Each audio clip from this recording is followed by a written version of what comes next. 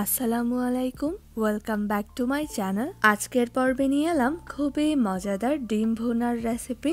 ডিম ভুনা করতে কম বেশি আমরা সবাই জানি, কিন্তু আজকের রেসিপিটি নতুন রাঁধুনিদের জন্য। আশা করছি এভাবে ডিম ভুনা করে খেতে আপনাদেরও বেশ ভালো লাগবে। ডিম ভুনা করার জন্য এখানে 10টি ডিম হার্ড বয়েলড করে নিয়ে খোসা ছাড়িয়ে নিয়েছি। এরপর ডিমগুলোকে ছুরি দিয়ে একটু কেচে নিয়েছি, এতে করে ভাজার সময় ফুটে উঠবে না। ডিমগুলো ভেজে নেওয়ার জন্য একটি প্যানে নিয়ে নিচ্ছি সামান্য একটু তেল। এবার তেলের মধ্যে 1/4 চা চামচ হলুদের গুঁড়া দিয়ে মিশিয়ে নিব।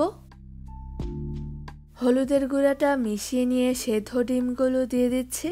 হলুদের গুঁড়াটা তেলের মধ্যে মিশিয়ে নিয়ে ডিমগুলো ভাজলে ডিমগুলোর কালারটা অনেক সুন্দর আসে। সেই সাথে সবগুলো ডিমের মধ্যে হলুদের গুঁড়াটা ভালোভাবে লাগবে। চুলার আঁচ মিডিয়ামে রেখে ডিমগুলো 2-3 মিনিট ভেজে নিব।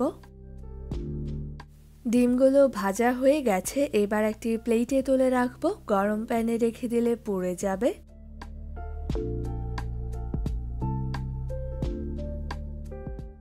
এবার ওই একই প্যানে দিয়ে দিচ্ছি 2 কাপ পেঁয়াজ কুচি।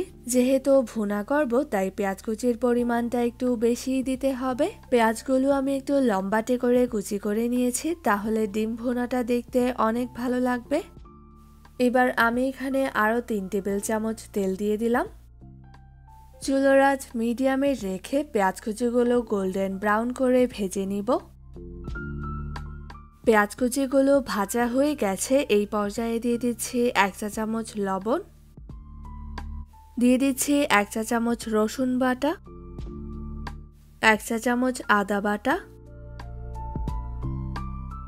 চুলার আঁচ মিডিয়ামে রেখে আদা এবং রসুন বাটাগুলো 2 মিনিট ভেজে নিব।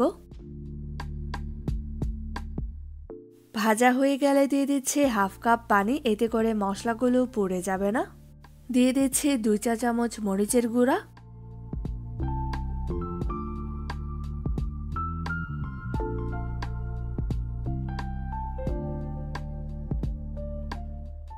জিরার গুঁড়া দিয়ে দিচ্ছি 1 চা চামচ, ধনিয়ার গুঁড়া 1 চা চামচ,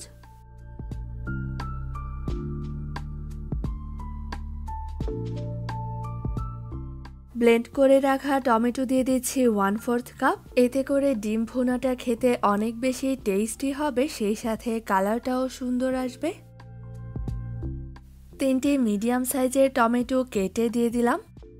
এবার চুলার আঁচ মিডিয়ামে রেখে ততক্ষণ পর্যন্ত কুক করে নিব যতক্ষণ না পর্যন্ত টমেটোগুলো ভালোভাবে সেদ্ধ হয়ে যায়। টমেটোগুলো সেদ্ধ হয়ে গেছে, এই পর্যায়ে দিয়ে দিচ্ছি ভেজে রাখা ডিমগুলো। এবার আলতো করে নেড়ে ঝোলটা ডিমের গায়ে মাখিয়ে নিচ্ছি। চুলার আঁচ মিডিয়ামে রেখে এবার 5 মিনিটের মতো কুক করে নিব। ডিম ভুনাটা হয়ে গেছে, এই পর্যায়ে 5-6টি কাঁচামরিচ মাঝখান থেকে কেটে দিয়ে দিচ্ছি।